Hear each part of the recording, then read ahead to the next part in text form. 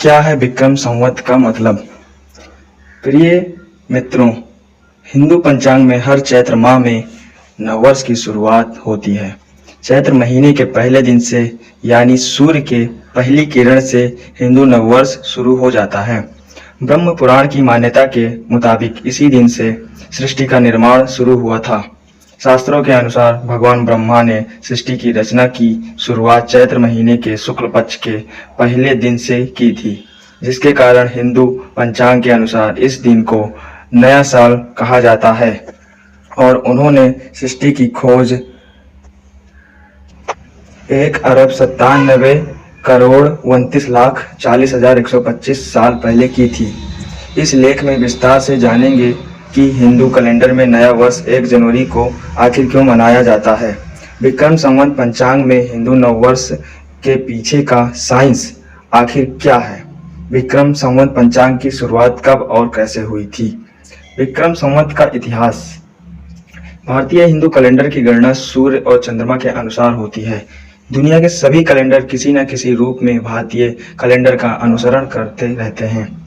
इसी पंचांग और काल गणना का आधार विक्रम संवत है, जिसकी शुरुआत मध्य प्रदेश के प्राचीन अवंतिका नगरी से हुई थी। सम्राट विक्रमादित्य के शासनकाल में यह कैलेंडर जारी हुआ, जिसके कारण इसका नाम विक्रम संवत हुआ था।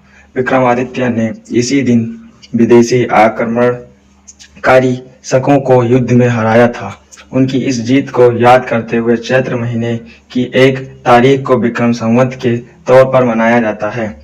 संवत काल या समय को मापने का वो पैमाना है जिसे भारतीय कैलेंडर के नाम से भी जानते हैं।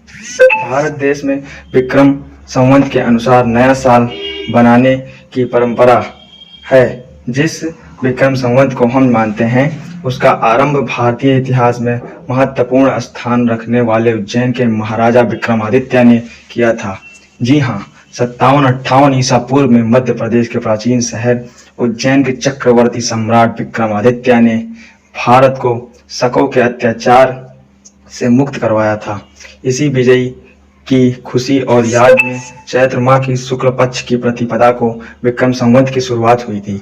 इस संवत से इसकी प्रवर्तन की पुष्टि ज्योति विद्या ग्रंथ से होती है।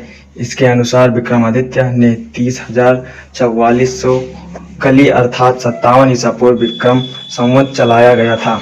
कहा जाता है कि राजा विक्रमादित्य के समय में सबसे बड़े खगोल शास्त्री वाराहिमिर की सहायता से विक्रम संवत को बनाना गया था।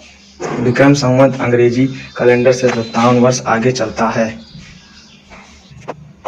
यानी कि वर्तमान साल 2023 में 57 का जोड़ करने से इस हिसाब से विक्रम संवत पंचांग में 2080 की शुरुआत होती है। विक्रम संवत को गणितीय नजरिए से एकदम सटीक और शक्ति काल गणना माना जाता है। सूर्य सिद्धांत के अनुसार उत्तर से दक्षिण भूमध्य रेखी थी, जो श्रीलंका से उज्जैन और उज्जैन से उत्तर मेरु तक जाती थी, जिसके कारण मध्य ईशान हमेशा से उज्जैन ही रहा। और इस की वजह से महाराज विक्रमादित्य ने उस गणना को सार्थक करने के लिए अपना संवत चलाया था। इसीलिए यहाँ से ही विक्रम संवत पंचांग की गणना होती है। भारतीय शासकीय इतिहास की दृष्टि से भारत में राष्ट्रीय संवत के रूप में शक संवत को मान्यता दी गई है, लेकिन भारतीय सांस्कृतिक इतिहास की दृष्टि से विक्रम संवत को राष्ट्रीय संवत के रूप में उपयोग किया जाता है। भारतीय संस्कृति में ऐसी मान्यता है कि भगवान ब्रह्मा ने इसी दिन से सृष्टि की रचना की शुरुआत की थी। दुनिया भर में भले ही अंग्रेजी कैलेंडर को स्वीकार किया गया हो, लेकिन भारत में प्राचीन संवत कैलेंडर की मान्यता पर ही काम किया जाता है।